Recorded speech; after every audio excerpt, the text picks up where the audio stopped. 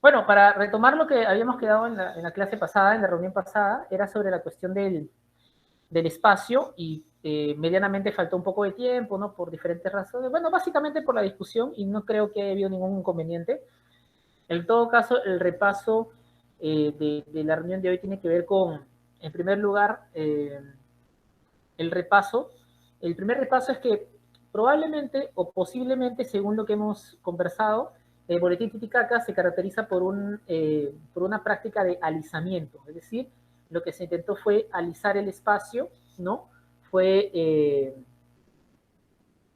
simultaneizar diferentes espacios, por ejemplo, equilibrar los espacios de diferentes capitales de países y convertirlos pues en una especie de solo movimiento, ¿no? Y en ese sentido, pues, ¿por qué el boletín Titicaca intentó ese alisamiento? Porque lo que intentaba, ¿no? El boletín, el grupo Orcopata y específicamente el espacio puneño, liberarse de la cuadrícula o del estrellamiento limeño, que representa básicamente a los intereses capitalistas de control de las potencias, ¿no? Potencias creativas, potencias humanas, o en todo caso, un primer movimiento de cuadrícula que nosotros ya podemos contemplar como una realidad en pleno siglo XXI, ¿no? Por otra parte, también podemos reconocer que el Boletín Titicaca eh, intentaba o intentó pues un proceso de reconocimiento, como sabemos, ¿no? O utilizando el término de Mauro Mamani, ¿no? Descentramiento o un centramiento, ¿no? O el nacimiento o la propuesta de una nueva capital o de un nuevo punto neurálgico para el Perú. Pero como saben, no solo para el Perú, sino para todo el continente, a partir de lo andino, del espacio andino, ¿no? Entonces, desde nuestro punto de vista, de nuestro análisis, de nuestra propuesta, es importante reconocer este aspecto.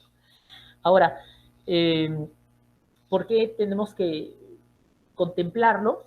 Porque la reflexión del espacio nos lleva a una cuestión importante, ¿no? Es cómo se piensa el espacio, ¿no? Cómo se reflexiona el espacio, cómo se relaciona el espacio. ¿Por qué es importante el cómo? Porque no, el espacio desde ese punto de vista no sería una entidad pasiva por controlar, no estaremos bajo la dicotomía de civilización y barbarie, no estaremos hablando del hombre versus la naturaleza, sino estamos hablando de la simetrización del hombre con la naturaleza o el reconocimiento de una situación compartida o una realidad compartida o un continuum entre el pensamiento y el espacio. Es importantísimo esta cuestión, el pensamiento y el espacio, y aquí viene otra idea importante del alisamiento, es que también el espacio es tiempo. Entonces, lo que vemos acá es una simultaneización de los espacios, simultaneización de los tiempos y simultaneización de, eh, de los, del pensamiento mismo. Entonces tenemos espacio, tiempo y pensamiento. Como los tres están siendo alisados, se reúnen los tres, se anudan los tres, y entonces es posible entender o comprender que no habría una brecha, ¿no? O un muro entre tiempo pasado y tiempo presente y tiempo futuro, no habría una diferencia radical entre Puno y Lima, o entre Puno y Buenos Aires, Puno y París, Puno y Berlín, y no habría ninguna diferencia radical entre el pensar europeo, el pensar americano o el pensar norteamericano. O en todo caso, pero acá hay que tener cuidado, esta diferencia estaría no en que uno sea mejor que otro, sino que la diferencia es el abordaje de comprensión. Y claro, el grupo Orcopata lo que buscaba era enfatizar el abordaje de comprensión. Bien, es importante reconocer eso y ahora hemos dado un paso más hacia el reconocimiento de este proceso de alisamiento. Y como dije en la reunión pasada, ¿no? No existe espacio sin hombre, ¿no? Y claro, si nos percatamos de que en el boletín Titicaca se estaba reespacializando el Perú, se estaba reespacializando América Latina, se estaba reespacializando el mundo, también habría que investigar, ¿no? Las relaciones con la materia. Entonces también habría la necesidad de rematerializar y obviamente buscar nuevas coordenadas del hombre, ¿no? Y también nuevas coordenadas del pensamiento, ¿no? Aquí hay una cita importante en este aspecto que siempre se menciona sobre la cuestión eh, de la influencia de los orcópatas, ¿no? Por ejemplo, este tema de Oswald Spengler, ¿no? Un filósofo alemán, ¿no? Bueno, es uno de los libros en los que siempre se citan o que influyeron en ese tiempo, trataba sobre la decadencia de Occidente, ¿no? Y, y ellos estaban también bajo esa idea, la idea de la decadencia de Occidente, y ellos también en su reflexión lo que procuraban era repensar América Latina sin la dependencia de Occidente. Cualquier parecido con la actualidad es pura coincidencia, ¿no? Porque la crisis occidental actual, que es una crisis planetaria, también requiere de nuevas posturas políticas o de abordaje o de relación con el planeta, ¿no? Los amplios movimientos indígenas también representan esa circunstancia. Curiosamente, estamos cerca de los 100 años después del Boletín Titicaca, de la revista Mauta, de un centenario más, del centenario, perdón, de la independencia, y el panorama es muy similar. Entonces, esta reunión, también como lo mencioné en su momento, es sintomática, ¿no? Es sintomática. Si bien no tenemos un Oswald Spengler, un filósofo que influya mucho en estas cuestiones, hay, hay un tema importante que tenemos que pensarlo a nivel meta, que es una, un movimiento antropológico fuerte que lo que busca es reconocer que hay propuestas interesantes, epistemológicas o epistémicas, como lo gusten indicar, que procuran explicar la crisis o en todo caso enfrentar la crisis. No lo cité en la reunión pasada, Cristian hizo un comentario frente al tema, pero yo podría citar dos representantes indígenas importantes, ¿no? Por ejemplo, tenemos a David Copenagua o tenemos, por ejemplo, a Ailton Krenak, los dos son brasileños, y en el Perú también sabemos que tenemos y han sido asesinados durante el proceso de la pandemia y otros han muerto. Entonces, no es gratuito volver a lo que tiene que ver con lo antropológico, pero no antropológico en el sentido de pensar el hombre como un objeto, ¿no? Yo propongo más bien entender la palabra antropología como la lógica del hombre, y específicamente la idea es que los orcopatas en el boletín lo que intentaban era entender eh, un hombre, ¿no? Un hombre específico de esta tierra que pueda responder a las necesidades de esta tierra. ¿Bien? Entonces, antes de comenzar, quisiera saber si alguien tiene alguna, alguna duda para cerrar ya la cuestión espacial con estas últimas indicaciones. ¿Alguien tiene alguna duda, alguna pregunta, algún comentario también? ¿Todo se acepta?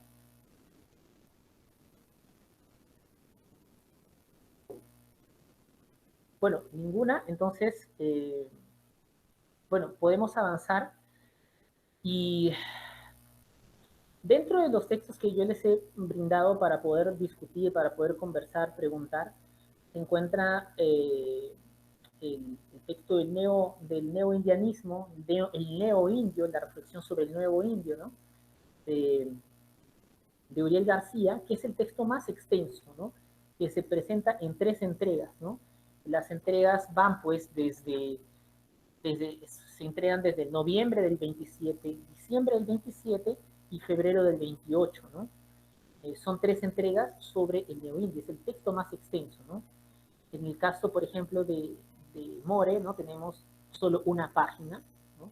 En el caso de Valcárcel tenemos también una página, ya en 1929, y finalmente en el caso de García tenemos, tenemos 5 páginas de conversar, ¿no? Que es el lado más extenso y que cuantitativamente hace énfasis en lo humano, ¿bien? Justamente el término se llama neuronas.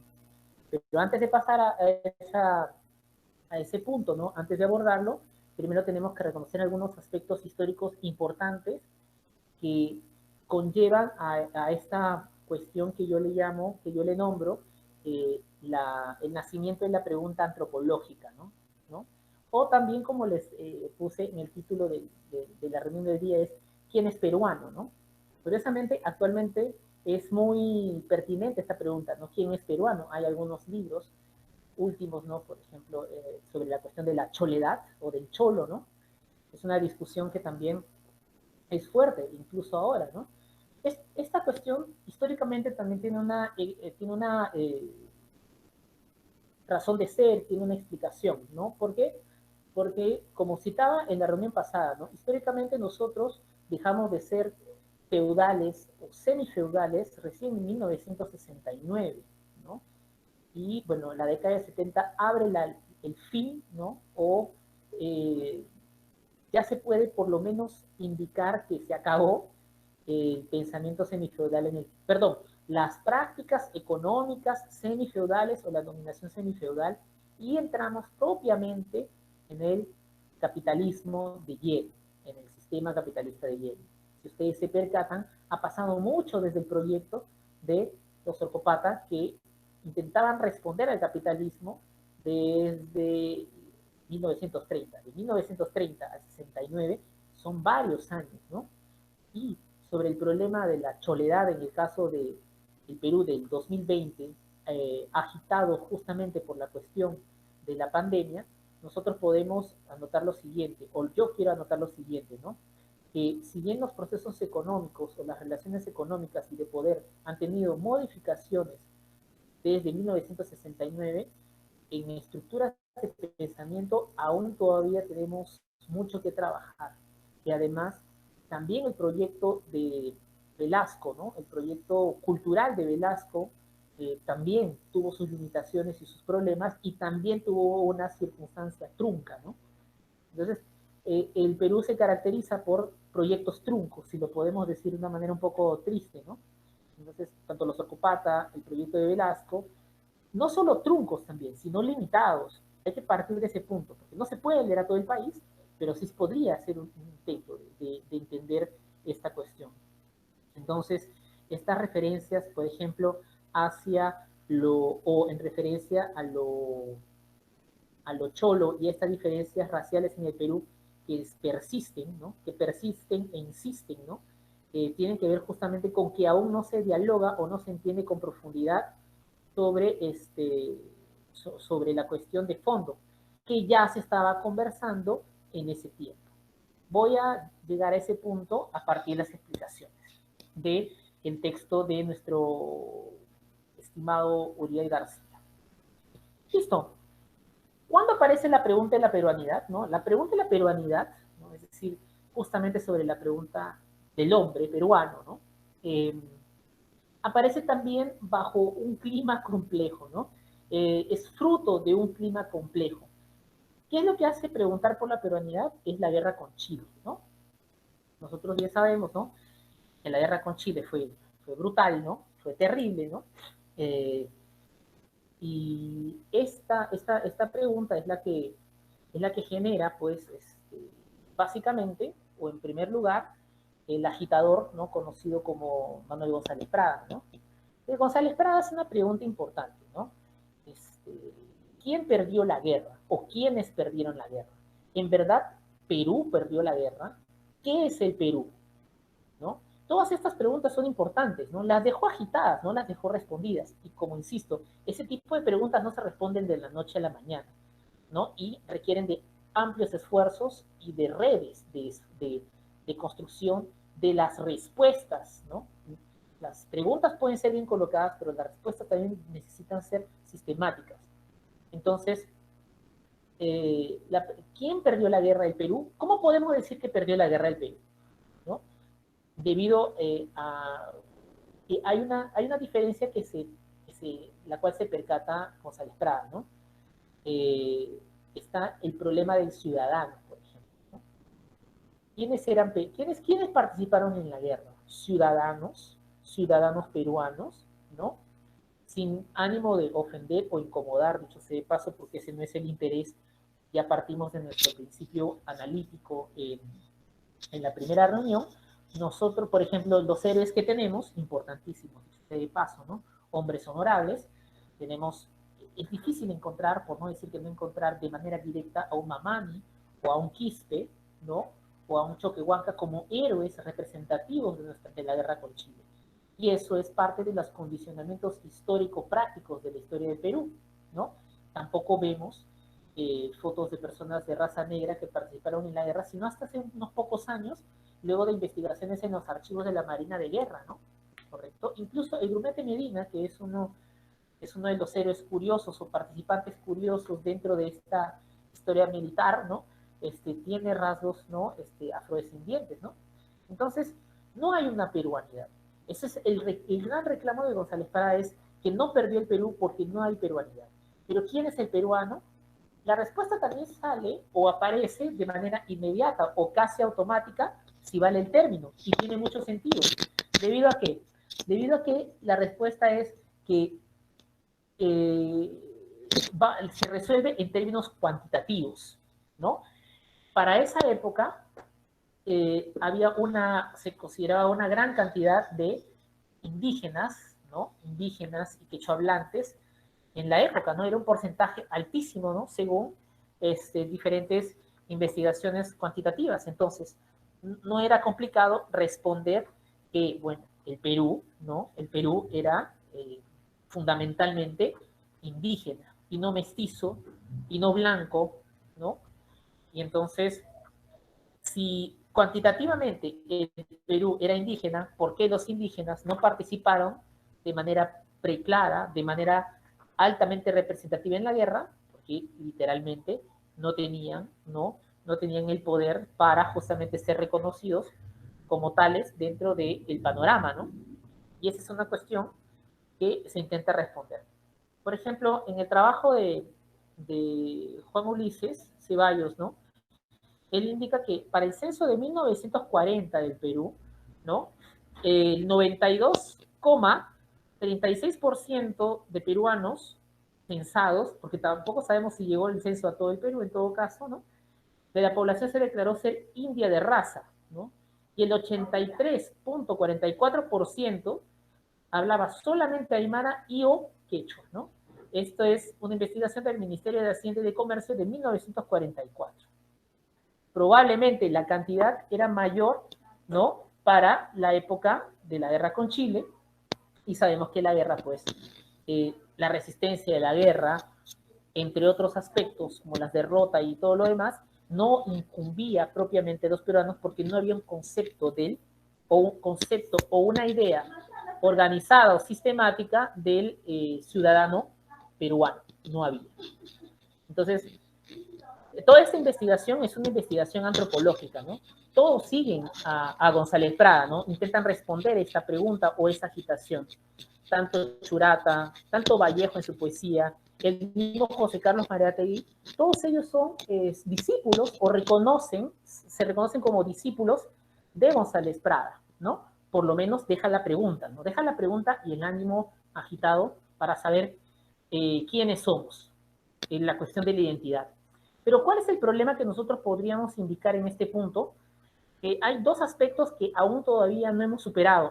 Primero está la romantización de la identidad, que sabemos que también la identidad es una discusión perteneciente a esta corriente literaria o a esta corriente en general romanticismo alemán, y también la idea de la nación, ¿no?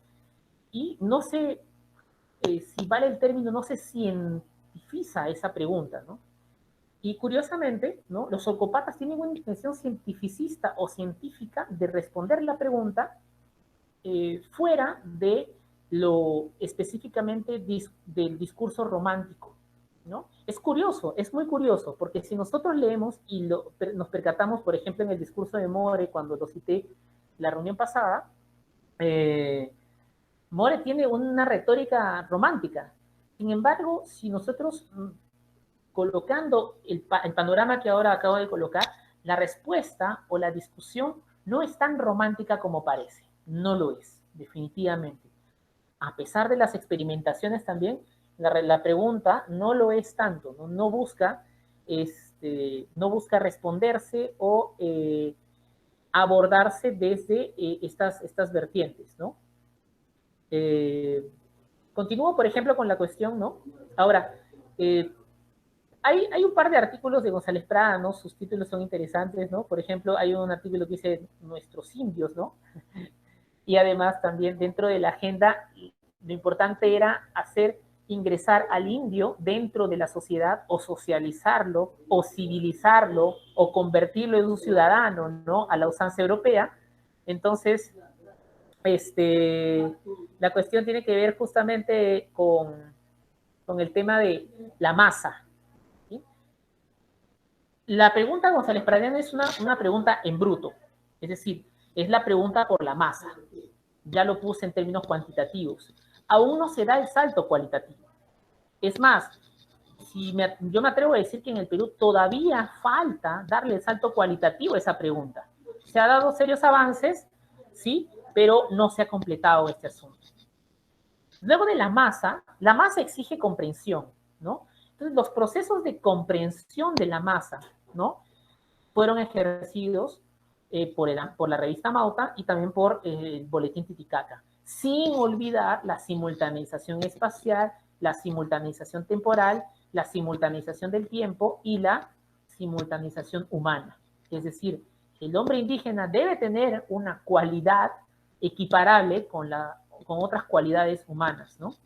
Y es por eso que después del tema de la masa, tenemos la cuestión de la comprensión y finalmente vendría el reconocimiento de la diferencia, ¿no?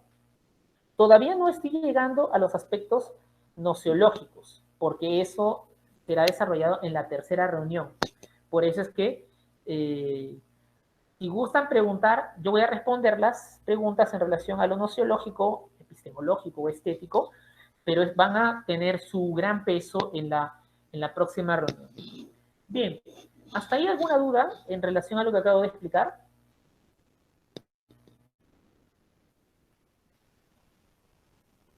Vale todo, dudas, comentarios, preguntas, ¿no? Pullas también. Depende del ánimo, ¿no? Sobre todo ahora, ¿no? Con el nuevo gabinete, ¿no? Dicho sea de paso, ¿no? Listo. No hay ninguna duda o consulta. Voy a continuar. Hola, César, quería hacerte una pregunta. Dime, Lenin. Hola, buenas noches. Mira, quería saber, a partir de lo que estás comentando de González Prada, de la necesidad de darle un sentido al Perú posterior a la guerra con Chile, y ahora nos indicas, por ejemplo, que esta pregunta por darle sentido a la masa, al indio, no es también, digamos, nota una recurrencia entre tres tiempos. No sé si tú lo podrías comentar, si es que tienen alguna relación o no. Por ejemplo, es la misma masa indígena que, que lucha, digamos, después de las guerras de conquista.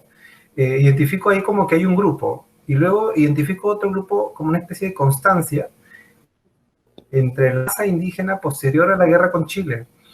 Y es más, incluso actualmente con lo que está sucediendo en el país, este grupo enorme de personas que regresan al interior del país en este momento de crisis.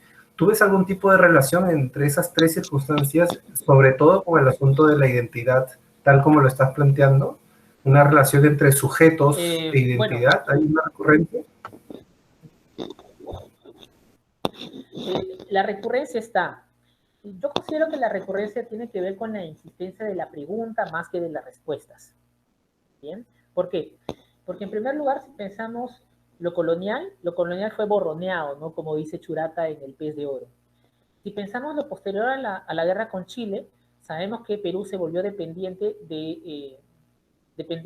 del capitalismo inglés e inmediatamente pasaríamos sin mucho esfuerzo a manos del capitalismo norteamericano. Es decir, no hay una independencia del hombre a partir de los medios de producción.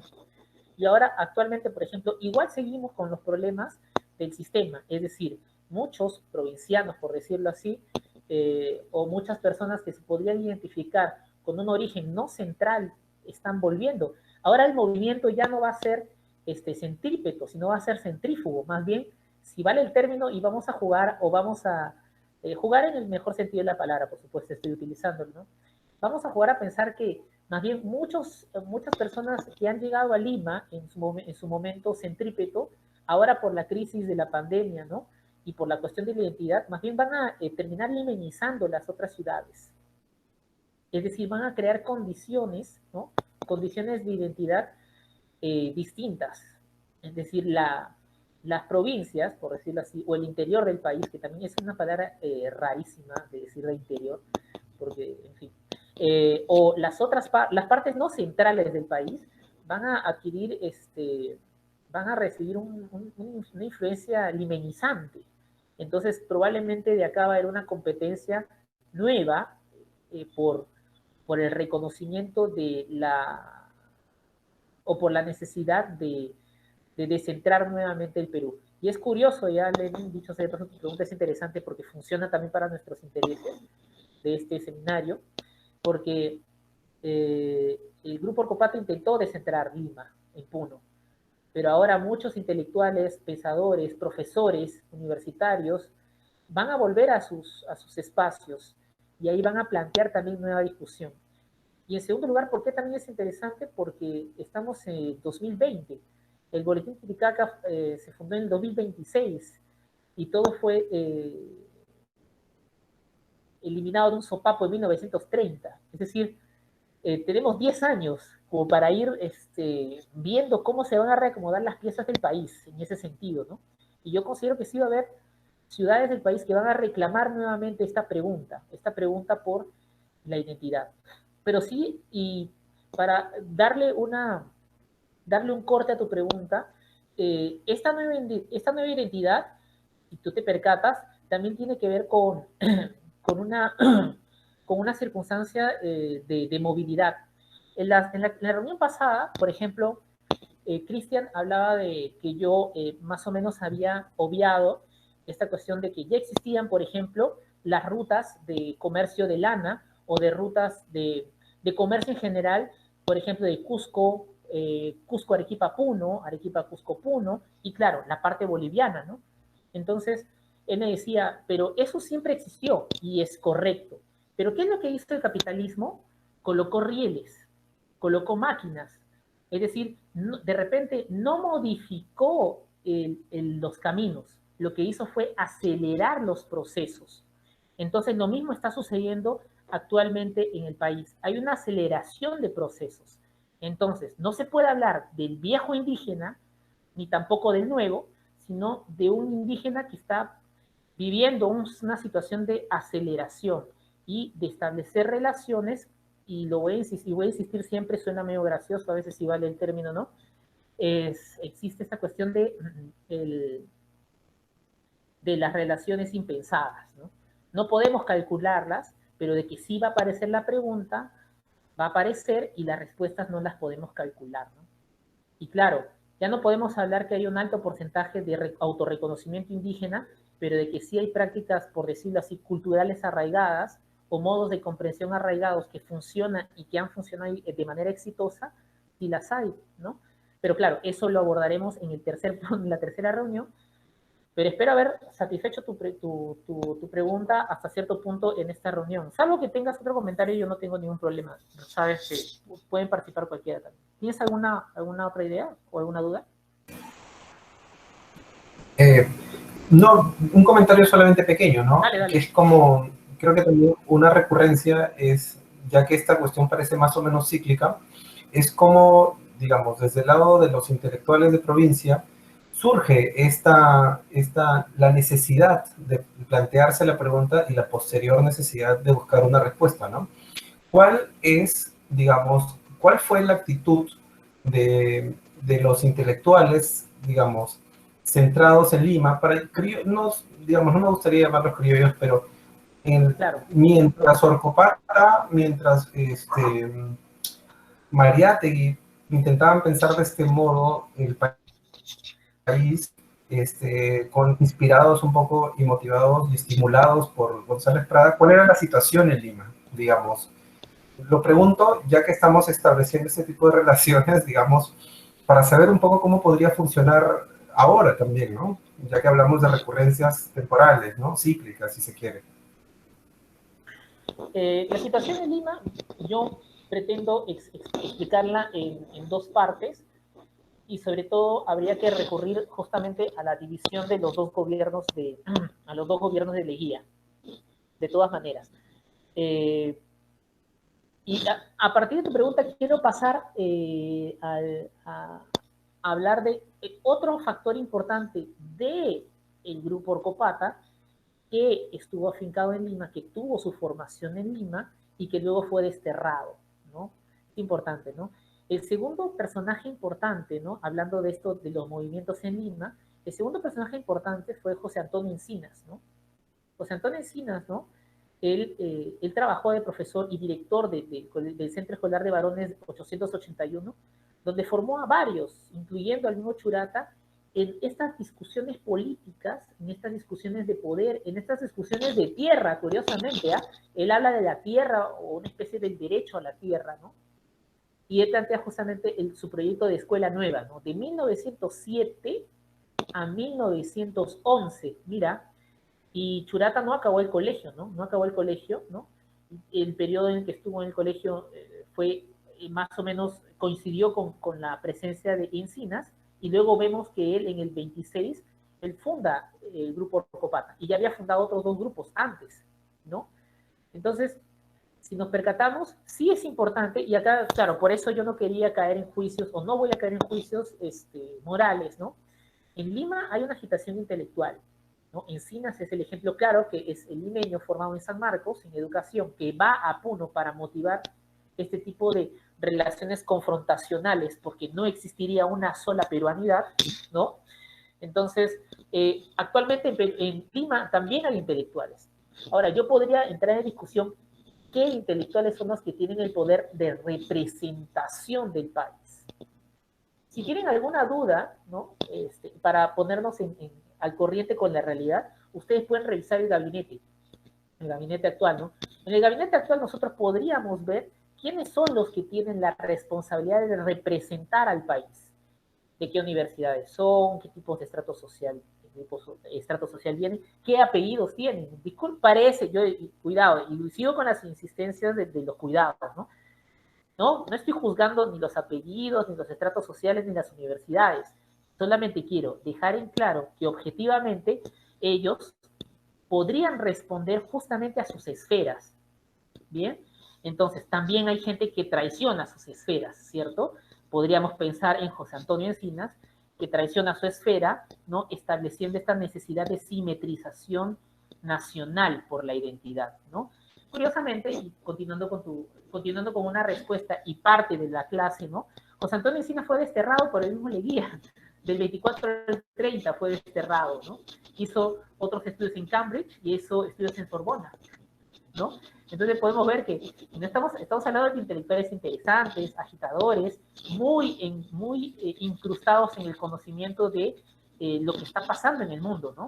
Y eso tampoco está muy distinto de lo que pasa actualmente en el Perú, porque sabemos que hay muchos de contemporáneos a nosotros, yo hablo de mi edad de 33 años, que han retornado o que son peruanos, que han tenido formación tanto en Norteamérica como en Europa, ¿no? Entonces, ¿hay similitudes? Sí.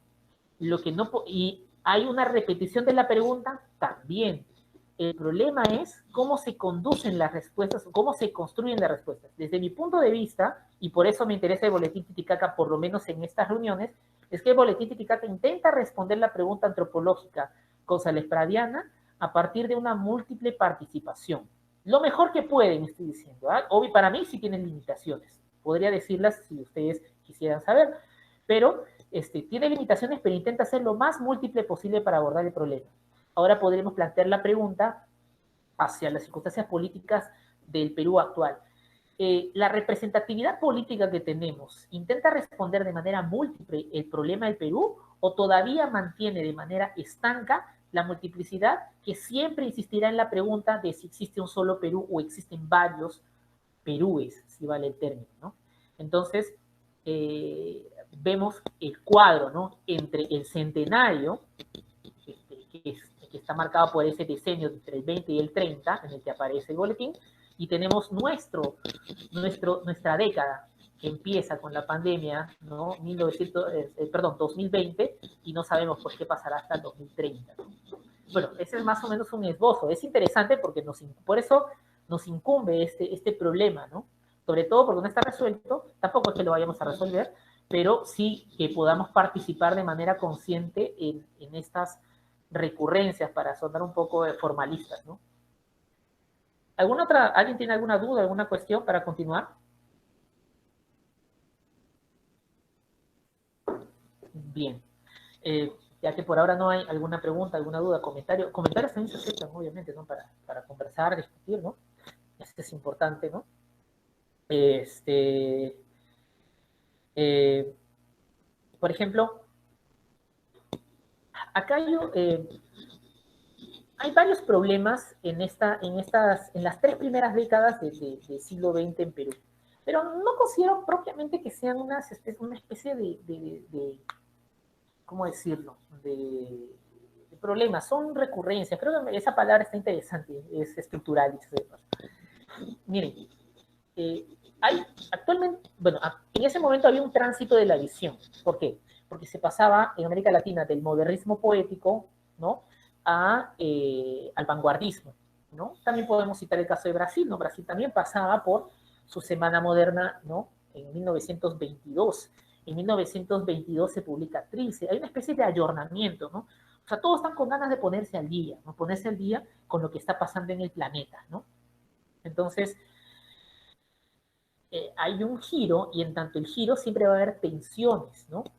Por eso yo les comentaba en la reunión pasada, ¿no? El boletín Titicaca no es homogéneo y si nosotros podemos encontrar prosas con una alta tendencia modernista o podemos encontrar poesía con alta tendencia modernista. No todo lo que encontramos en el boletín Titicaca es vanguardista, incluso en la revista Mauta, no todo el material es de perfil de vanguardia, ¿no? Entonces, es una revista también de tránsito, ¿no? Si bien el objetivo principal, ¿no? Es simultaneizar, para simultaneizar hay que acelerar, ¿no? Y en el proceso de aceleración sabemos que hay partículas que tienen estructuras, ¿no? Anquilosadas o duras que no son convenientes desde el punto de vista de ellos para la construcción del futuro, por decirlo así, ¿no? Entonces, hay un tránsito de la visión, ¿correcto? Que es importante asumir en el boletín Titicaca. Es una forma de ver a partir de la pregunta, ¿no? Por eso, ¿a quién se mira en ese momento? ¿Al indígena o a todo lo que signifique indígena o a todo lo indigenizante, por decirlo así, ¿no? Entonces, debemos anotar eso. ¿Hay un comentario? ¿Hay un mensaje? Alex. Sí, César, a ver, te lo leo. Dice, ¿cómo se ha respondido a la pregunta después de los 30? ¿Qué sujetos se han construido en diferentes espacios como el de la literatura? Bien, esa pregunta es interesante, ¿no? Porque yo lo dije y lo vuelvo a repetir, ¿bien? Yo considero que después del 30 no se ha intentado no se ha intentado volver a esa pregunta. E insisto, ¿no? Puedo estar equivocado, ¿no? Yo creo que se vuelve esa pregunta en el 69 con la reforma agraria.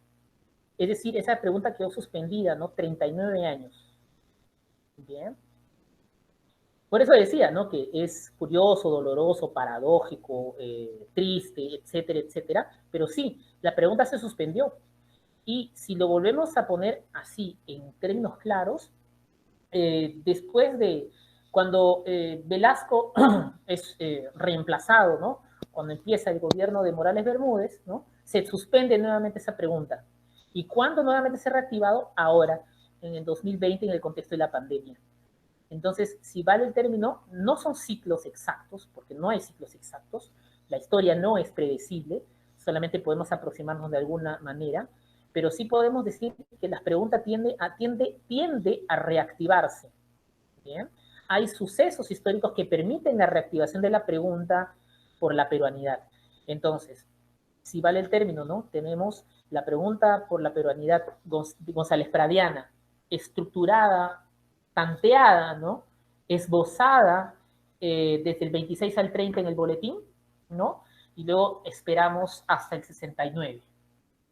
Bien, correcto. Acaba la fase, ¿no? La primera fase de la revolución militar y ahora estamos en el inicio del retorno de la pregunta por la peruanidad en el año 2020.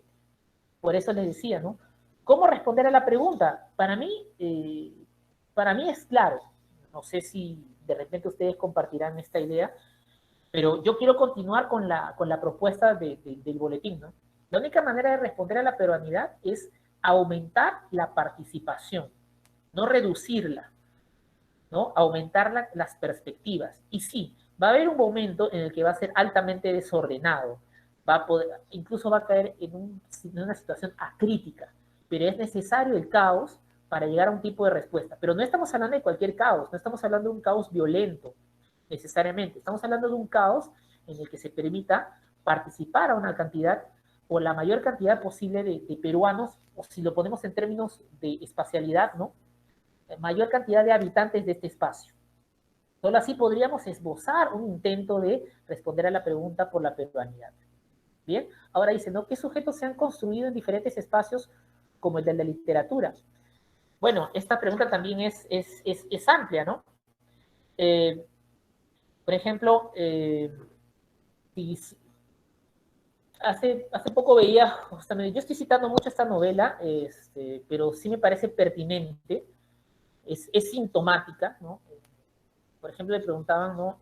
A Rafael Dumet sobre la novela histórica, ¿no? Si la novela histórica no era había perdido cierto grado de poder para responder a la pregunta de la peruanidad. Y curiosamente, no es tan cierto, hay una tradición de la novela histórica o las novelas que intentan responder por la peruanidad.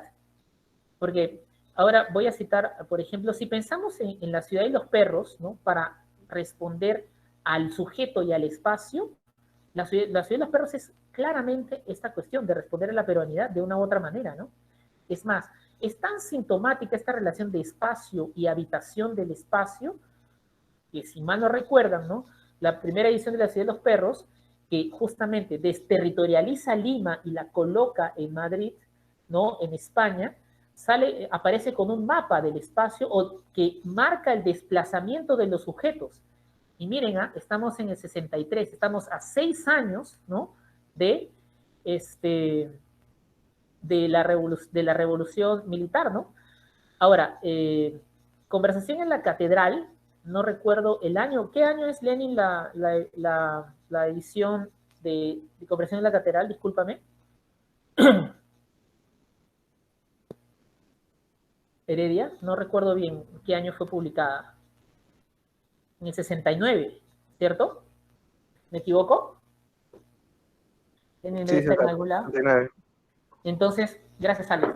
Entonces, si se percatan, miren, conversación en la catedral, que ustedes saben que ahí sale la famosísima frase, ¿no? ¿En qué momento se jodió el Perú? Es del año 1969.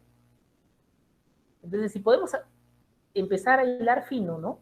Justamente aparece esta pregunta curiosa, ¿no? Sobre la peruanidad en el año del fin de el semifeudalismo del país, ¿no? Y claro, si vale el término, podríamos utilizar esta idea, ¿no?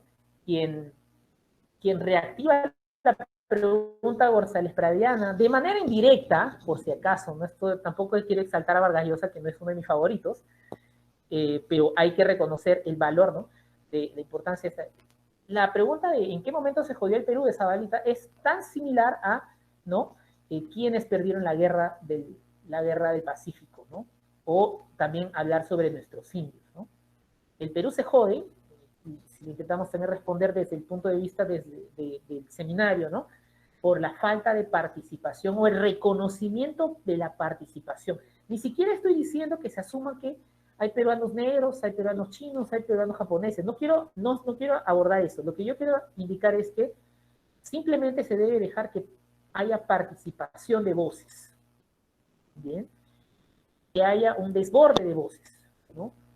No solamente que haya esta necesidad de identificación, ¿bien?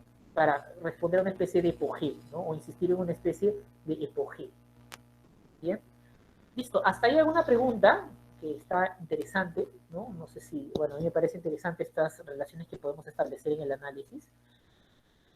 ¿Alguien tiene alguna idea, alguna pregunta, algún comentario?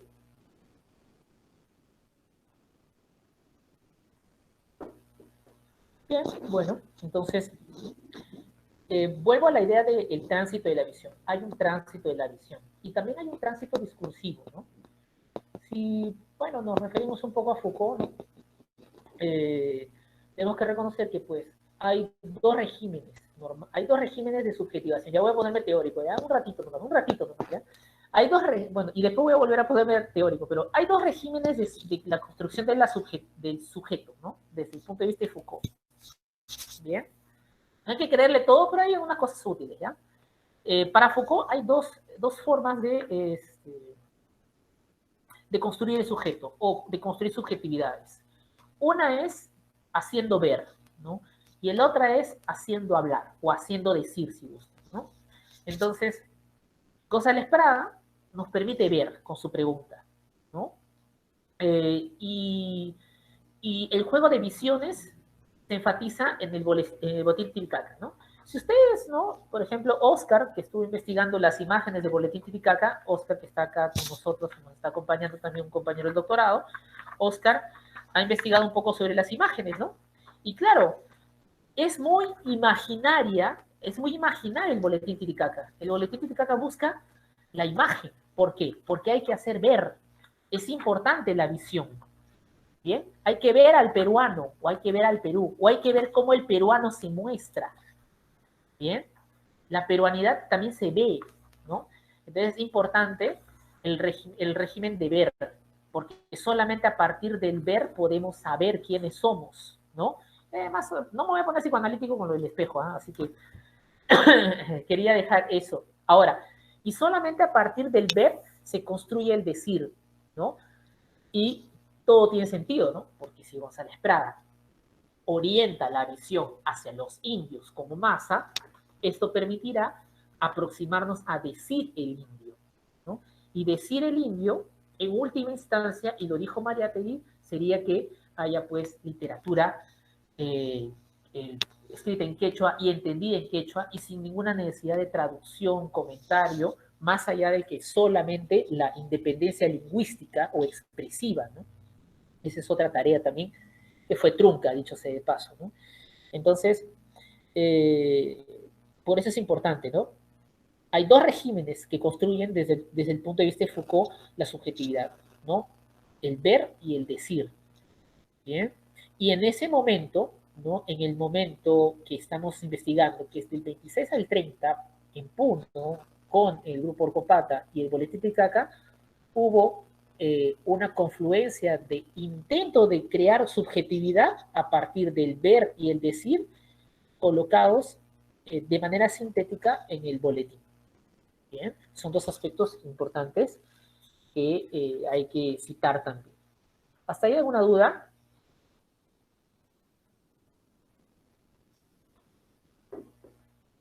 Puedo continuar entonces. Bien, entonces,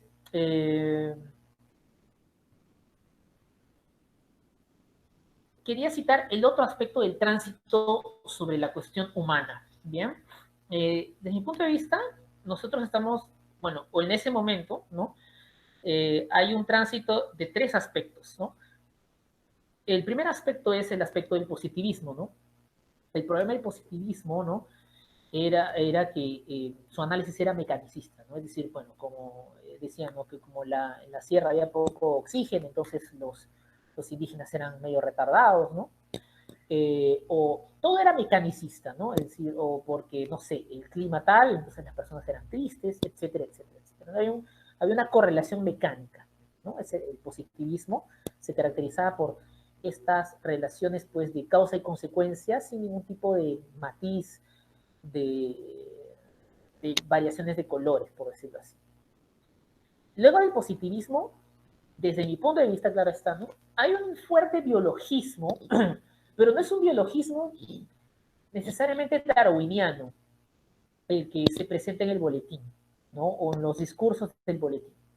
Pero recuerden, como estamos en tránsito, todavía no podemos decir claramente a qué tipo de biologismo nos remitimos. Pero darwiniano per se no es, ¿bien? Ese biologismo es medio vitalista, ¿no? Pearsoniano, si vale el término, ¿no? Yo recomiendo, en ese sentido, sobre este biologismo, yo creo que saldrían unos trabajos muy interesantes en relación a estos, a estos trabajos o estas circunstancias de transformaciones. Bersón también es importante, dicho sepas. A ver, ahorita vamos a responder a Paul. O mejor, no, si mejor respondemos ahora a Paul. ¿Cuál es la pregunta? Creo que por ahí vi Paul, pero ayúdame, por favor, Dice, Alex. ok, entonces Churata en el pez de oro, ¿qué tipo de subjetividad quería proponer? Bien. Eso amerita otro seminario, obviamente. Porque si ya viste el pez de oro, ¿no? Es un choclazo, ¿no? Acá está el pez de oro, ¿no? Claro, y sí, es verdad. Sin duda alguna, lo que él quiere plantear es otra subjetividad. Eso sí, no hay duda, ¿no? Pero para hacer, para retornar a la primera reunión y completarla con la de hoy, ¿no? Y lo que propongo también, que conversamos con Nicolás la reunión pasada, era que el pez de oro es el producto de los tanteos del boletín. ¿Bien? Bajo ese criterio, y es parte de la investigación de doctorado también, ¿no? La subjetividad que quiere plantear, ¿no? Churata es una subjetividad dentro de un marco epistémico amerindio. Estoy utilizando el término en general y lo voy a mantener y me voy a pelear porque ya me han peleado con el término amerindio, porque la gente me señala, ¿no? Que tiene peco cuando digo amerindio. ¿Yo por qué utilizo amerindio o este perfil de pensamiento amerindio que lo que quiere proponer Churata en el pez de oro? Porque lo que quiere es el continentalismo de un pensamiento indígena. Entonces, no solamente hace énfasis en lo altiplánico o en lo incaico, a pesar de que lo cita, dicho sea de paso, sino que lo que plantea justamente son estos mecanismos de comprensión o esta hermenéutica, ¿ya? Esta hermenéutica indígena. Entonces, lo que quiere de alguna manera es quitarle estos aspectos exotistas y profundizar en ellos. No obstante, el problema con el pez de oro es que es el primer volumen de su proyecto enciclopédico. Y el primer volumen, curiosamente, empieza con un rito. Es un rito de iniciación en el pensamiento amerindio. En el pensamiento amerindio que quiere proponer Churata para América Latina. Entonces, como es un rito, ya tenemos un problema. Un problema porque vivimos para 1957, que se publica el pez de oro, ya estamos en un mundo secularizado. Sobre todo en 1957 ya no se creía en el hombre, pues, ¿no? Ni en la religión, porque claro, Dios se había callado durante la Segunda Guerra Mundial. Entonces, cualquier apelación a la divinidad o a fuerzas metafísicas, por decirlo así, era una pérdida de tiempo. Por eso que el pez de oro también desaparece del marco, ¿no? Pero yo creo que medianamente, ¿no? Actualmente en nuestro tiempo como que sí está interesado en el rito o en la religión, ¿no? Y como que sí se podrían establecer puentes, ¿no? Entonces, para cerrar la pregunta, que es amplia, ¿no? Definitivamente daría ganas de hablar, pues, de dar un seminario de pez de oro. Algún día lo voy a hacer, cuando haya trabajo, ¿no? Después, el siguiente semestre, ¿no? Es una subjetividad bajo los marcos, siempre dialogantes, siempre negociantes de lo amerindio, ¿no? En los cuales se considera, por ejemplo, el rito, lo mítico, otro régimen estético, otro régimen de visión u otro régimen de decir, ¿no? Pero bueno, eso lo iré desarrollando en mi tesis de doctorado y en algunos artículos por ahí, y claro, en estas reuniones a partir del boletín Titicaca, estimado. ¿Alguna otra indicación, Alex? O Paul, ¿tienes alguna otra duda, alguna pregunta? Comentario, tal vez. Una duda. Dale. Quizás es un poco descabellada, pero me gustaría, sobre todo, Enunciarla, tienes derecho a sí, enunciar. mira, al momento de estudiar el pez de oro, se puede hacer con una metodología cualitativa, etcétera, ¿no? Pero la propuesta desde la hermenéutica filosófica, propuesta por Gadamer, ¿cómo podríamos anclar la propuesta de la hermenéutica filosófica para una interpretación, por ejemplo, de los ritos, de los mitos que confluyen en el pez de oro, ¿no? Porque hay una intención también para esa confluencia de los mitos occidentales con los mitos indígenas, ¿no? Claro. Entonces, desde una hermenéutica filosófica, ¿cómo anclaría? ¿Es posible? ¿No es posible? ¿Es descabellado? Quizás por ahí un poquito de luces me puede brindar. Sí, sí, eso ya lo he discutido felizmente, porque yo tuve mi fase Gadamer alguna vez en el primer año de la carrera, segundo. Hay un problema fundamental con Gadamer en relación a lo que plantea Churata. En Gadamer existe este concepto fundamental de su hermenéutica que se llama fusión de horizontes, que no funciona en Churata. Porque la función de horizonte es el encuentro de, por lo menos, dos esferas de conocimiento que establecen puentes en común para, ¿no?, un decir comunitario. ¿Ah? Hasta ahí suena bonito, pues. Pero eso no funciona en Churata. ¿Por qué? Porque la episteme de Churata aspira no solamente a abordar lo humano, sino también lo no humano, es decir, lo animal. Entonces, ¿cómo establecer una fusión de horizonte con las voces animales? Esa es una pregunta interesante, que se abre o que se discute tensamente, como una gran fricción que se discute en el pez de oro, y que no sabemos cómo continuar, dicho sea de paso. Y la continuación más o menos está en el texto, la resurrección de los muertos, pero no sabemos qué más. Yo siempre recomiendo este video, bueno, este documental, me parece a mí un documental genial, porque ya no estamos hablando de la voz humana, sino también del sonido. A mí me parece fundamental para entender, o para discutir incluso, ¿no? Kashkanirajmi, ¿no? Sigo siendo. Ese documental aborda justamente este problema, que trasvasa y traspasa, ¿no?, la hermenéutica entendida como antropocéntrica, como antropológica, ¿no?, o como mera discursividad lingüística humana, o rebasa la lingüisticidad, para ser más exacto, ¿no? Entonces, sí, Gadamer puede ser útil hasta cierto punto, pero Churata está en otro lado, ¿no? Está en otra vertiente, el mundo es paralelo, es otro mundo, ¿no?, el que se nos quiere plantear, ¿no? Otra indicación, por favor, Alex. Sí, O tal a vez, ver, hay una pregunta. A ver, voy a leerla. Dice, dale. César, llama la atención en tu artículo tres cuestiones, el punto que dedicas al sentir, el cual infiero que tenga que ver con la relación estética y conocimiento en paradigmas, tal vez un poco más lejos del occidental cristiano. Al final, no obstante, tú concluyes a través del grupo Orcopata que podría haber hombres sin estética. Si desde el giro epistemológico en Perú se buscaba una cierta amerindianidad, ¿no sería esta perspectiva una negación que a las maneras de conocimiento que se pretende traer a la luz? Ya, bien, vamos. Voy a volver a la pregunta. La he abierto porque está larguita, ¿no? A ver, vamos entonces. Al sentir, ¿no?, el cual infiero que tengo que ver con la relación estética, claro, el conocimiento de paradigmas, sí, es verdad. Tal vez un poco más lejos del occidental cristiano. Un poco, correcto, tal vez el énfasis, ¿no? Al final, no obstante, tú concluyes que a través del grupo Copata que podría haber hombres sin estética,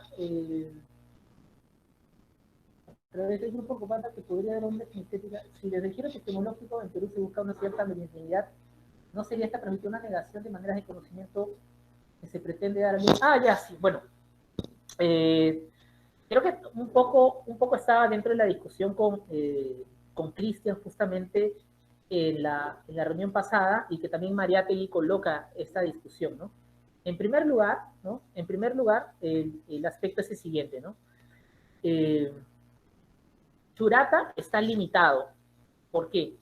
Porque sabemos que él no escribe en aymara, no escribe en quechua.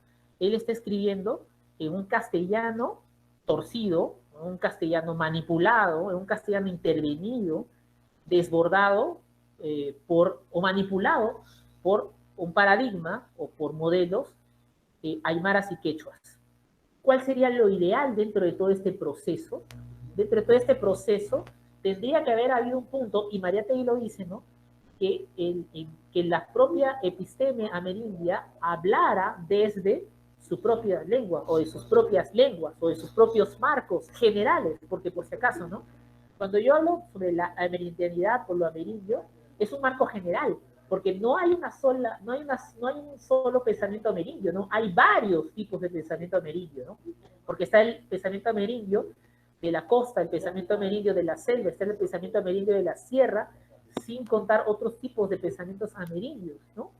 Entonces, lo que estamos haciendo es lo siguiente, o lo que intenta hacer Churata es lo siguiente, ¿no? O lo que se intenta tantear en el boletín también es lo siguiente, ¿no? Es contraponer la aparente homogeneidad occidental con la heterogeneidad de la pregunta de quién es el hombre peruano, y luego pasar, o si hubiese pasado, o por lo menos eso se puede intuir de la intención, en generar justamente la construcción de esta amerindianidad general, para abrirnos paso a una amerindianidades específicas, ¿no? ¿Se logró eso? No. ¿Se logró el marco general de la amerindianidad? Tampoco. Nos quedamos en los tanteos, lastimosamente. Ahora, cuando dices, ¿no sería esta perspectiva una negación de las maneras de conocimiento que se pretende dar a luz? Sí, hasta cierto punto sí, pero más o menos, si pensamos en términos estructurales, un paso giraba en torno a ¿qué? A que se construyera una generalidad para luego entrar en una especificidad. No hemos llegado a eso. En el Perú no hemos llegado a eso, que yo sepa, o en América Latina no se ha podido llegar a eso tampoco, ¿no? Por eso citaba también los ejemplos más o menos prácticos o posibles en Ecuador y en Bolivia, que también han sido en ese grande problema, ¿no? Y bueno, esa sería la respuesta. Salvo que tengas algún comentario o alguna duda, ¿no? Porque obviamente está abierto a discusión por la incompletud de lo que estamos también discutiendo o conversando, ¿no?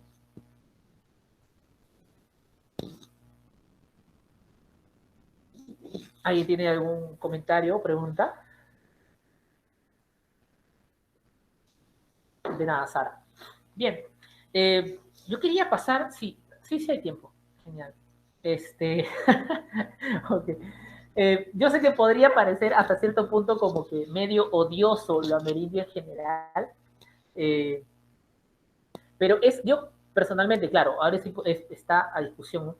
Es que no podríamos pasar una discusión igual en término específica sin la generalidad, ¿no? Yo creo, yo puedo estar equivocado, claro, esta es mi propuesta, ¿no? O por lo menos esa era la estrategia, ¿no? ¿Por qué no podríamos, o por qué sería complicado no pasar directamente en la singularidad? Porque si somos prácticos, ¿no? La singularidad siempre ha terminado siendo arrastrada o atropellada, la singularidad, ¿no? Entonces, la idea era, por lo menos en el boletín como lo vemos, ¿no? Es la reunión de singularidades formando un bloque no necesariamente homogéneo, pero sí un bloque de resistencia, ¿no? A un proceso de homogeneización capitalista y ideológica, etcétera, etcétera, ¿no? Entonces, solamente esta especie de generalidad no es que yo quiera, o por lo menos no es lo que yo intuyo que se quería, más o menos, ¿no? No era homogeneizar necesariamente, sino abordar el problema de una manera más consistente o sólida frente ya a un modelo estatuido, a un modelo estructurado, a un modelo monolítico, si quieren, ¿no? O si quieren también a un modelo no dialógico o no dispuesto a dialogar. ¿Cuál era la situación? Resistir. ¿Cómo se resiste? Formando un bloque de heterogeneidades, ¿no? Más o menos esa es la estrategia, ¿no? No se pudo, ni así se pudo, por si acaso, ni así se está consiguiendo, ¿no? Pero por lo menos tener conciencia de esas circunstancias nos permitiría tener más o menos una idea, un equilibrio de lo que estamos abordando, ¿no? ¿Alguna cuestión, por lo menos de esto último que acabo de decir?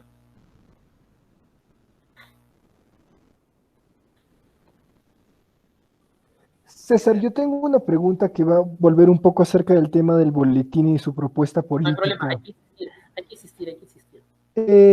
Comentabas un poco que la propuesta del Grupo Boletín, una respuesta a la peruanidad o la pregunta de la peruanidad sería fomentar la participación, una participación mayoritaria y heterogénea, ¿no? Entonces, mi pregunta sería si este es una característica particular de los orcopatas o podemos hacer conexiones, por ejemplo, con propuestas como la de Amauta, otras revistas que también están en el sur. ¿Y hasta qué punto podríamos encontrar algo particular o justamente ver cuáles son las diferencias, ¿no? ¿Qué podría ser, cómo podríamos entender esta participación mayoritaria? ¿Cómo la podríamos ver como propuesta?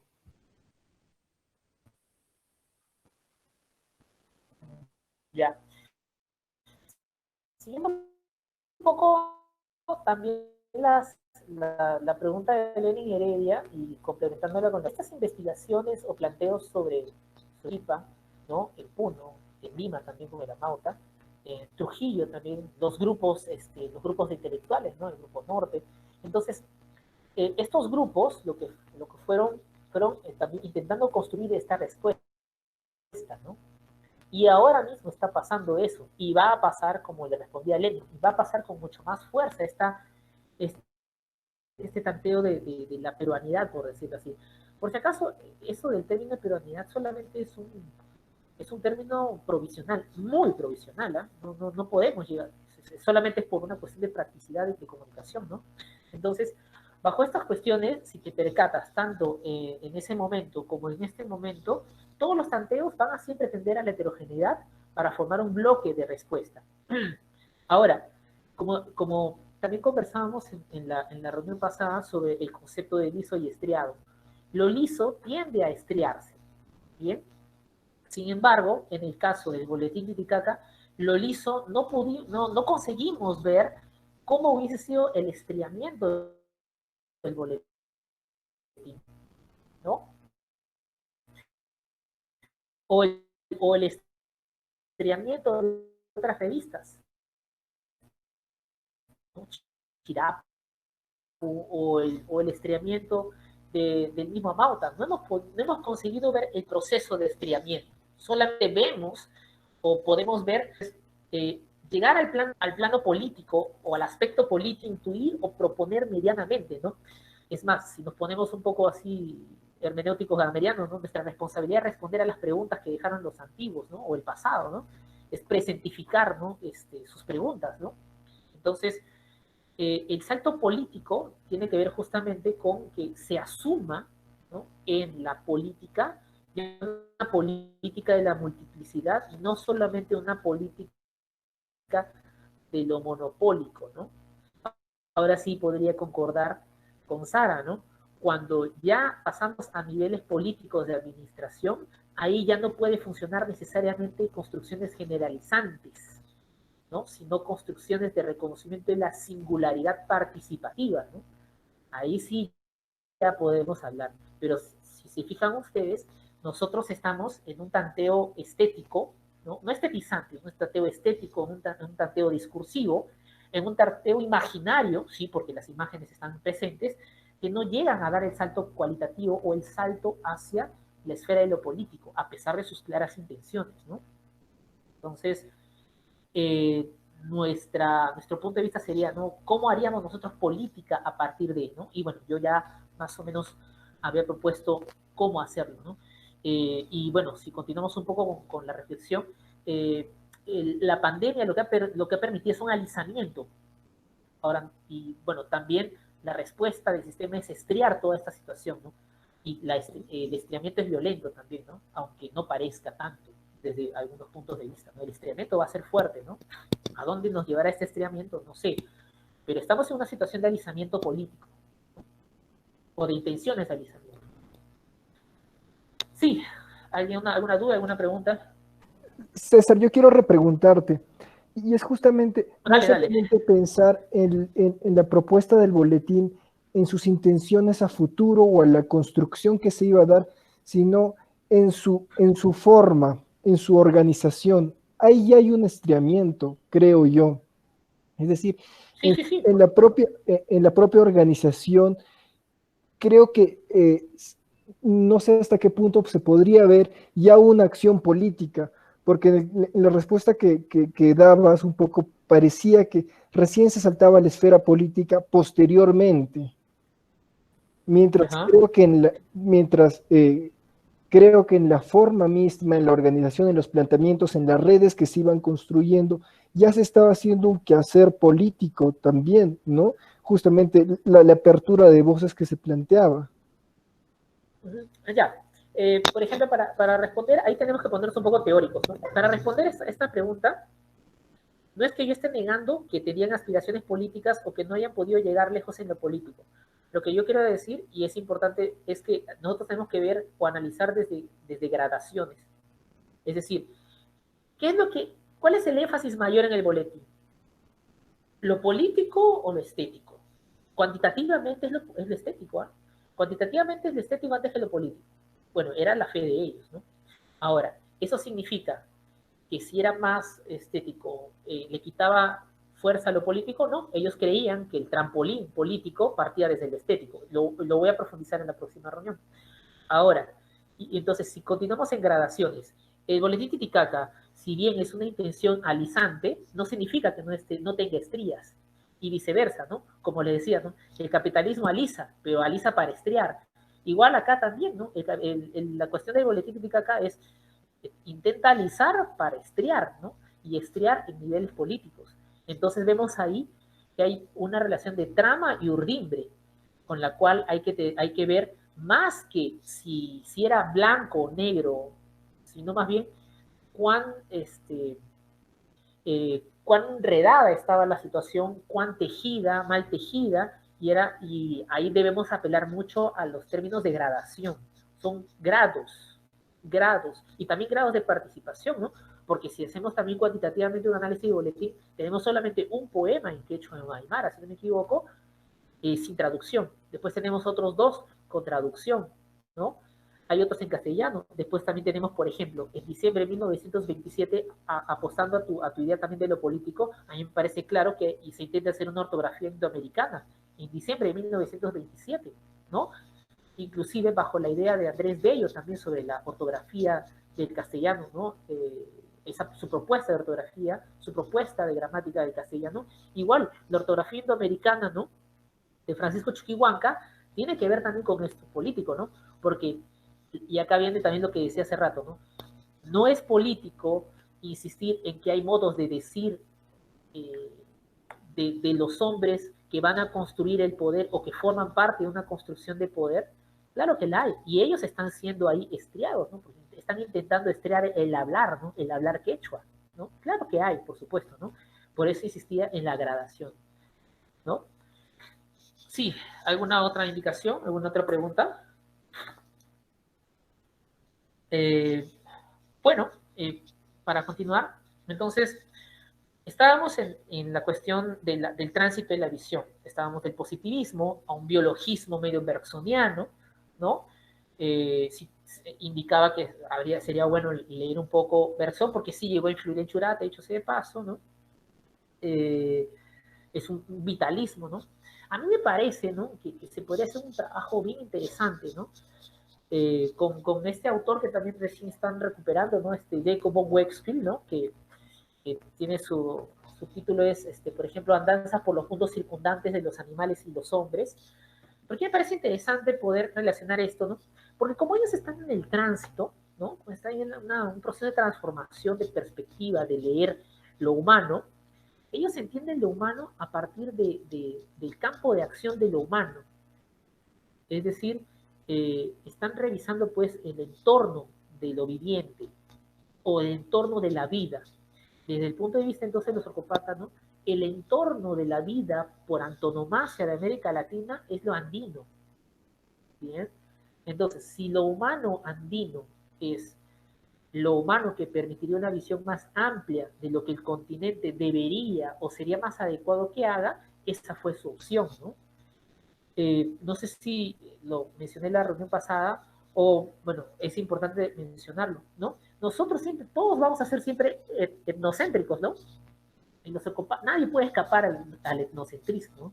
Ellos veían la América Latina desde Puno, como los limeños de esa época veían el Perú desde Lima, ¿bien? Entonces, ¿hay un grado de etnocentrismo? Sí. ¿Inevitable? Sí. Ahora, nosotros podemos decir, ¿no? ¿Cuál etnocentrismo es más razonable? ¿No? ¿Cuál era más razonable para esa época, para nuestra época, ¿no? ¿Qué tipo de etnocentrismo es más interesante, ¿no? La idea es justamente establecer una amplia participación para llegar a algún lado, ¿no? O algún lado razonable sobre la vida, ¿no? Y bueno, el último proceso de este tránsito del positivismo al biologismo, ¿no? Y bueno, ya citaba a la cuestión del mundo circundante, que funciona bastante, y lo voy a citar ahora con, con Uriel García, es el culturalismo. Es decir, está bien, ya no vamos a hablar de que hay una mecánica entre espacio y hombre, no vamos a hablar de una mecánica de genes, es decir, de raza, de la reproducción, sino vamos a llegar al punto final, al aspecto cultural, ¿no? Ahí apelan a Jung incluso, está citado Jung, está citado, ¿no? Voy, por ejemplo, al texto de Uriel García, ¿ya? Por ejemplo, Uriel García dice lo siguiente, ¿ya? Voy a citarlo, está en la página 64, ¿no? En la primera línea nomás, neoindianismo se llama su artículo, en el fragmento número 1, dice, ¿no? Dice, neoindianismo es valoración integral de nuestra historia. Integrala. Entonces, no estamos hablando de historia de indios, historia de blancos. Estamos hablando integral de nuestra historia. Entender el proceso integral. Solución de problemas americanos, continental, ¿no? Asimismo, integrales. Visión del paisaje en su plenitud. ¿Se percatan, no? Yo estoy desarrollando, explicando el proyecto tal y como ellos más o menos siguiendo, incluso proyectando un poco más sus líneas, ¿no? Estoy dando proyección de líneas, ¿no? Entonces dice, ¿no? Visión del paisaje en su plenitud. Entonces, no estamos hablando de una contraposición, perdón, sino de un continuum. Estamos hablando del continuum histórico, del continuum del problema de la pregunta, por supuesto, del continuum de la visión. Obviamente es un trabajo fuerte, ¿no? Implica un esfuerzo alto, ¿no? Pero bueno, es la propuesta, ¿no? Dice, ni lo incaico romántico puede ser la única ejemplaridad de nacionalismo, ni la influencia española ha de considerarse como el elemento más valioso en el proceso creador del espíritu americano. Tiene originalidad, muchas veces sorprendente, ¿no? El influjo nativo, el ciclo post-incaico, como es original la etapa regida por los incas. Entonces, se está hablando de una originalidad tanto de lo antiguo como de lo europeo, como la originalidad de lo presente.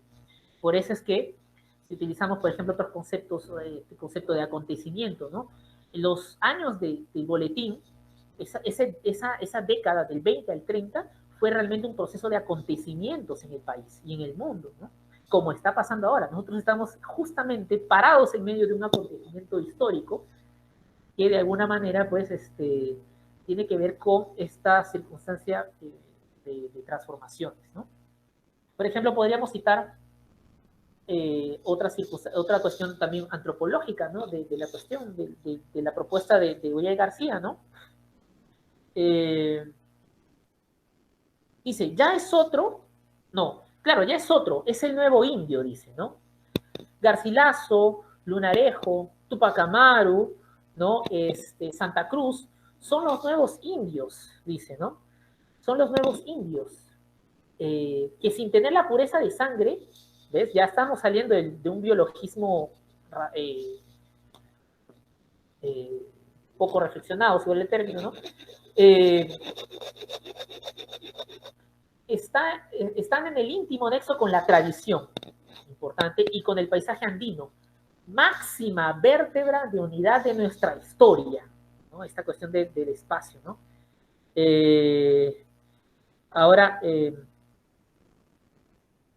dice, a cuyos elementos dan sentido, es decir, conciencia. Lo decía al inicio de la clase, ¿no? Espacio y pensamiento. Destino, es decir, orientación ascendente. Bueno, ahí ya se pone medio platónico, ya yo voy a, ahí sí discrepo. La segunda vez es la única vez que se me ha salido mi criterio personal en el intento de ser apologético. Bien, ahora hay un aspecto nociológico también con lo humano, ¿no? Dice, el mestizaje, tomado en su sentido psicológico, ¿no? Antes que simplemente fisiológico, de acuerdo con las nuevas orientaciones del pensamiento actual, adquiere un valor positivo. Por eso, para conseguir la plenitud de cultura en nuestra América, se requiere previamente mayor desenvolvimiento del rumbo que tomó el ciclo neoindiano. Es importante acá, dice, mezclado y completado. Es decir, ya no debemos depender de una mezcla porque, en fin, ya pues nos colonizaron, hubo ultrajes y bueno, nos mezclamos porque, en fin, está diciendo y completado. Está hablando de la mezcla dirigida, ya consciente, de mezclar no solamente las sangres, sino mezclar también las prácticas para llegar a algún lugar estético. ¿Bien? Es importante reconocer eso. Ahora, justamente como citaba al inicio de la reunión, muchos libros que salen ahora sobre la choledad o sobre lo cholo en el Perú, curiosamente no han seguido el programa de Uriel García, pero sí se ha llegado a esta idea de lo cholo, quiera o no, por cuestiones del tiempo. Nos hemos ido mezclando y la mezcla ha sido inevitable, sino que aún no hay conciencia de esa mezcla para conseguir algún tipo de fruto más o menos homogéneo, o por lo menos el reconocimiento de la diferencia expresiva, ¿no? Y ahora dice, por ejemplo, ¿no? Desde la conquista, dirigiéndola hacia metas conexas con nuestra época. Lo mismo podría decir yo, ¿no? Es decir, es una especie de caos dirigido, ¿no? Ese caos dirigido no es mío el término está utilizado en dos libros específicos. Uno es en qué es la filosofía de Deleuze y Guattari, y el otro está en Caosmosis, o Caosmosis, de Guattari. Ahora dice, ¿no? Se requiere afirmar la personalidad difusa de ese otro hombre americano nacido en la conjunción entre lo incaico y lo europeo. Y es importante, ¿no? Se requiere afirmar la personalidad difusa. Es decir, Uriel García ya percibía que no había solidez en esa personalidad. Tenía que ser afirmada esa difusión porque ya había algo, o por lo menos se intuía o se proponía algo, ¿no? Si nos remitimos a un texto moderno sobre ese tema, esa discusión, que es polémica, yo estoy abierto a toda polémica, dicho sea de paso, podemos citar el libro de Dorian Espesúa, ¿no? Sobre lo chicha, ¿no? Yo no sé si nosotros los peruanos somos chichas, pero por lo menos es otro de estos tanteos últimos, polémicos, y que están pues a la orden del día, de lo agitado de lo cercano a nuestro bicentenario, ¿no? Y, por ejemplo, ¿no? Y cierra el artículo diciendo, ¿no? El neoindianismo ha de ser, pues, medio de una expresión cultural distinta y armónica, a la vez con las épocas de formación. Nuevo, original, extraído de lo viejo y común. Si se percatan, lo que decía hace rato sobre la simultaneización espacial, también tiene que ver con la simultaneización temporal, con la simultaneización antropológica y finalmente con la simultaneización expresiva, ¿no? Que voy a trabajar justamente en la tercera reunión, porque vamos a hablar de los aspectos estéticos propuestos en el boletín y que ahora estoy también abordando con la lectura de Uriel García. ¿Alguien tiene alguna duda, alguna pregunta para seguir?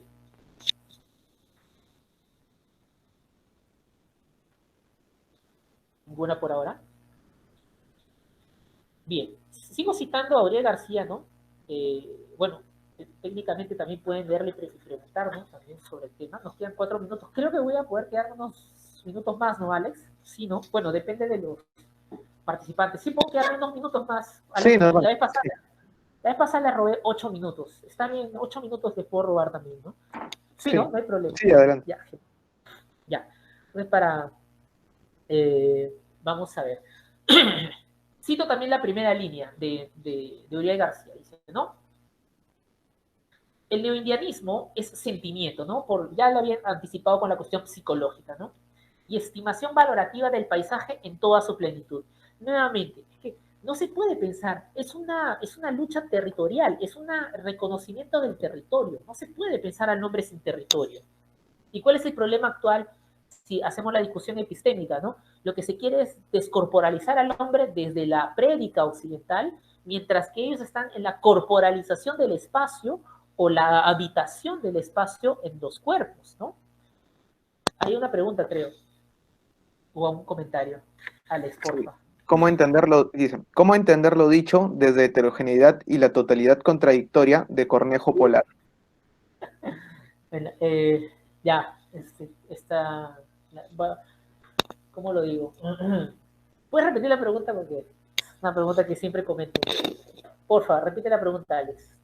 ¿Cómo entender lo dicho desde heterogeneidad y la totalidad contradictoria de Cornejo Polar? Ya. Esta pregunta trae a colación algo que yo he conversado bastantes veces, ¿no? De manera violenta, dicho sea de paso, con varios compañeros, ¿no? Amigos cercanos, ¿no? Sobre la heterogeneidad, ¿no? Y la totalidad contradictoria. Bueno, para empezar, la heterogeneidad cornegiana, desde mi punto de vista, claro está, ¿no? Es una propuesta teórica, conceptual, ¿no? Categórica, si gustan, ¿no? Es una propuesta que no fue muy bien desarrollada o no consiguió un desarrollo posterior o ulterior por parte de Cornejo, al igual que la totalidad contradictoria.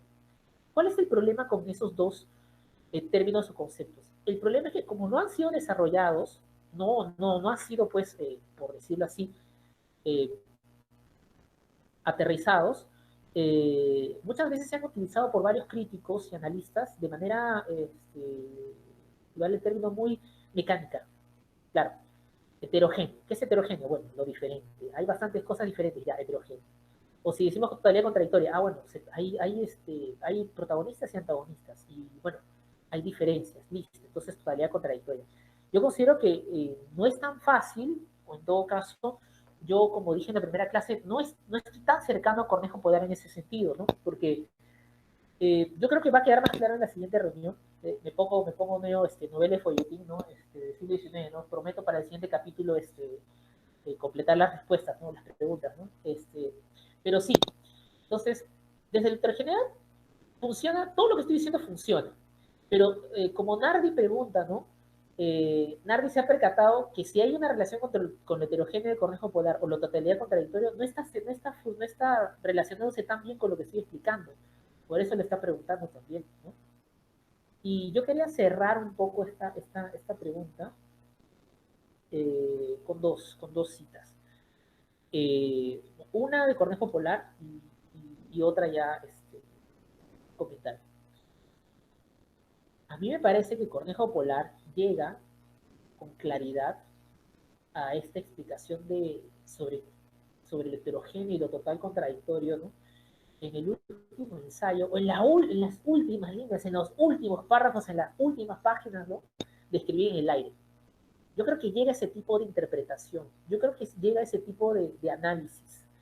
Cuando habla de la piedra sangrante, ¿no? De Pedro Rojo, cuando empieza a hacer ese tipo de análisis casi ensayístico, pero una ensayística estética, yo creo que llega a lo que más o menos estoy tanteando yo también en mi boletín, por ejemplo, ¿no? O por mi interpretación del boletín. Pero si lo pensamos desde los conceptos de heterogéneo y totalidad contradictoria, tal como los propuso o llegó a proponer Cornejo Polar, no funciona tan bien o no encaja tan bien porque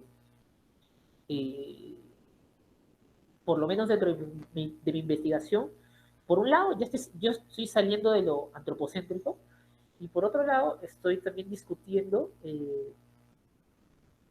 otro panorama, un panorama que tiene otros fundamentos de explicar lo heterogéneo y lo total contradictorio, por decirlo así, ¿no? Yo creo que va a quedar más claro, Nardi, en la próxima reunión.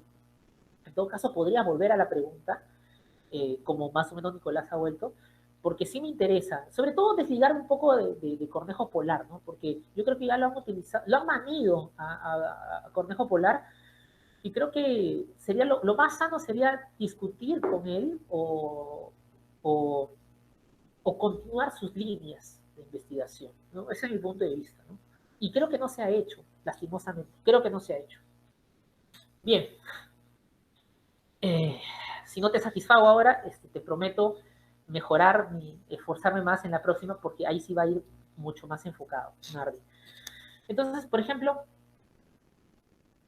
continuamos con las citas, me quedan 6 minutos. Por ejemplo, continuando con la cita de Uriel García, dice, ¿no? Porque el panorama, estoy en la página 66 por si acaso del material, estoy en la segunda parte del artículo neoindianismo, dice, porque el panorama se infunde también de alma mestiza. ¿Se dan cuenta esta cuestión de espacio, animismo, si quieren el término, animismo, que es un término interesante, ontológico, ¿no? animismo, ¿no? Dice, porque el panorama se infunde también de alma mestiza, cobra mayor energía, se puebla de vida más intensa, adquiere otro valor cósmico. Sí, y yo estoy apuntando a esas cuestiones, pero ya no con la retórica de este tiempo. Porque, por ejemplo, yo tengo como que, yo tengo dudas sobre si ellos en su retórica realmente estaban viéndola, o sea, estaban captando la idea que estaban planteando, o realmente ellos estaban en una especie de trance o tránsito, o los dos, ¿no? Tengo una especie de trance de comprensión, es decir, todos estos textos, o varios de ellos son intuiciones, que recién nosotros podemos estar captando de una manera más clara. Yo creo que todo el boletín es pura intuición y pura buena voluntad, y pura retórica también. Pero solamente ahora como que ya funciona, por decirlo así, toda esta retórica. Solamente ahora es válida, por decirlo, ¿no? O como diría, en ese tiempo no era válida esa sombra, como decía, parafraseando un poco a Westphal. Bien,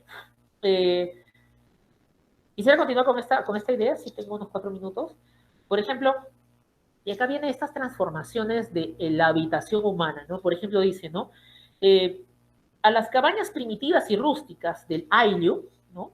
Donde todo es naturaleza, las piedras de los muros, la paja de los techos, sustituyen los pueblos mestizos con mayor sentido social. Ahí se le escapa su corazoncito de izquierda, ¿no? Uriel García, ¿no? Y vemos, pues, este ámbito moderno, ¿no? Lo que, o sea, ya hay un sentido social, ¿no? Hay un salto, ¿no? En las casas, ¿no? En las casas de los pueblos mestizos ya hay otro perfil, ¿no? Y todavía, por ejemplo, hay otra figura también interesante, ¿no? Y recuerden, Uriel García también está en el tránsito y por ende es contradictorio, porque dice, ¿no? La campana, voz de la aldea, nuevamente la ciudad, el espacio, el lugar, ¿no? Es más humanizada, ¿no? Que la estridencia del pututo o el ruido de la tibia. Vean, percátense de su tensión, naturaleza y cultura, ¿no? Estos hombres primitivos estaban muy cerca del pututo, estaban muy cerca de la tibia, muy cerca de la naturaleza. Faltaba un poco humanizarlos. ¿Qué es lo que los humaniza? La campana. ¿Qué es lo que los humaniza? Las casas. Ya no son cabañas, ¿no? Donde todavía, por ejemplo, continúa, ¿no? esta idea, ¿no? Esta parte me parece más clara todavía, ¿no? Dice, en el pueblo neoindio, su forma superior, la ciudad, ya vemos que de la cabaña a la campana pasamos, o de la aldea, pasamos a la ciudad. Ya no estamos hablando de la ciudad letrada, se percatan, ¿no? Es la ciudad con un nuevo habitante. El nuevo hombre tiene que habitar una ciudad. Y ciudad está entre comillas, por si acaso, ¿eh? El hombre andino se libera de su colectivismo campestre. Ya no es un colectivismo cualquiera, es un colectivismo socialista, ¿no? Y ahí sí, bueno, ahí sí podemos discutir un poco, no sé, bueno, pero se le escapan estos visos, ¿no? Obviamente dice, y luego dice, ¿no? Otros incentivos urgen a su voluntad creadora. Entonces falta completar la experimentación del neoindio y obviamente de sus posibilidades estéticas y de sus cuestiones colectivas y creativas, ¿no? Que las cuales también conversamos en su momento, ¿no? Y, por ejemplo, ¿y por qué lo dice así? Porque en las últimas 4 líneas del artículo, página 67, ¿no? de esta parte del neoindio, ¿no? Uriel García dice, ¿no? Este nuevo paisaje andino es para el indio posterior un problema a resolver. Se da cuenta que es un problema aún, que no hay respuesta, dice. O ingresa en el ancho mundo neoandino, o subsiste en su paisaje demasiado constreñido. Estamos hablando de una reampliación, por eso dije hace rato, ¿no? Estamos hablando de un proceso de reespacialización, porque necesitamos, ¿no?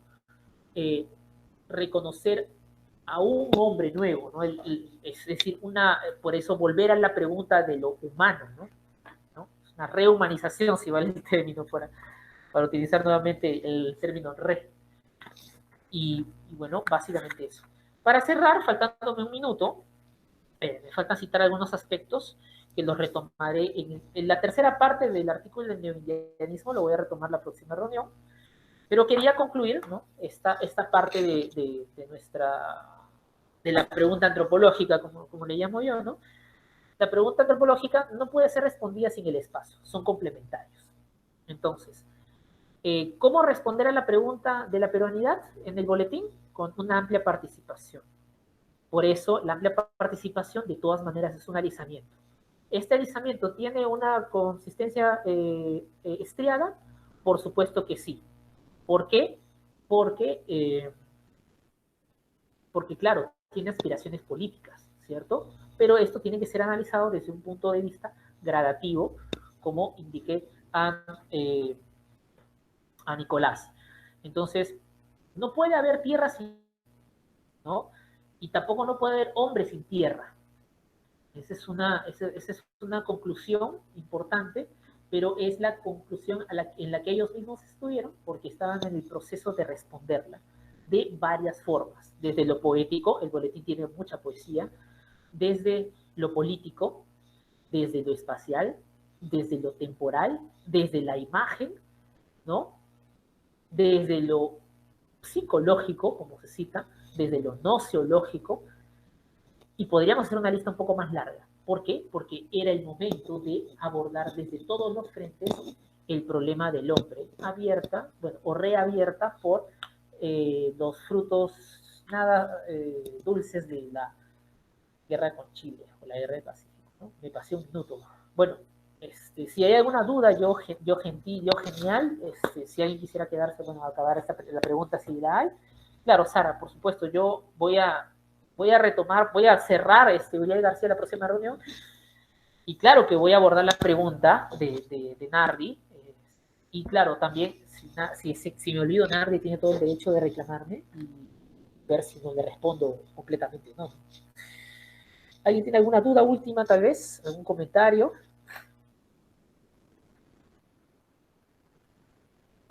Una consulta. ¿Hay en esta crítica y en esta ubicación del campesino, del hombre de la tierra, algún lugar para el materialismo histórico en estas críticas? Ya. Bueno, el ejemplo más claro de que el materialismo histórico como que no funciona tan bien es Sendero Luminoso, ¿no?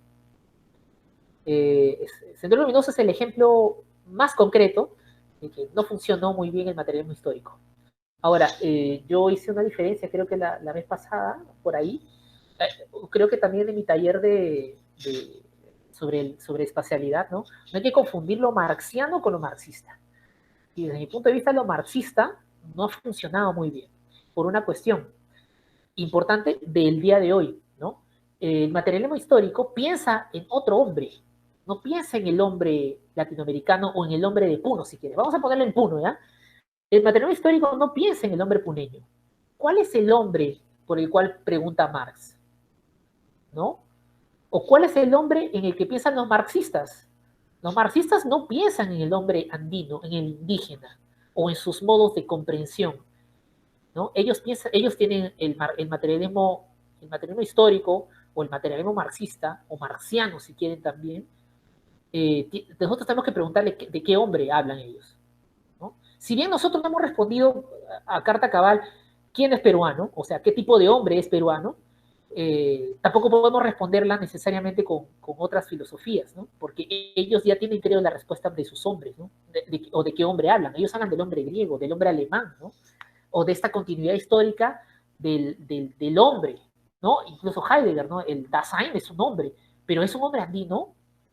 ¿O es un hombre amerindio? A pesar de que suena muy general y a algunas personas no les guste. De ese hombre hablamos, ¿no? Y por eso es que no funcionó esa revolución, esa revuelta de Sendero Luminoso, ¿no? Y tampoco la pacificación del Estado funcionó, porque ninguno de los dos, ni el Estado, ni Sendero Luminoso, se preguntaron por qué hombre querían o sobre qué hombre iban a trabajar la revolución. Nunca lo hicieron, no funcionó. Y no va a funcionar en el Perú una revolución, por decirlo así, si es que no hacen la pregunta por el hombre. Lo que sí estaba haciendo el boletín, pues obvio, ¿no? Lo que sí se estaba trabajando en ese tiempo.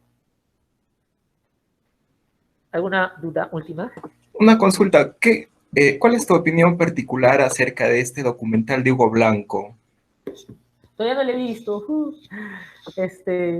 Prometo verlo. Tengo tarea. Gracias, Pollo. Tengo tarea, prometo verlo. Está en internet, ¿no? ¿Está en la internet?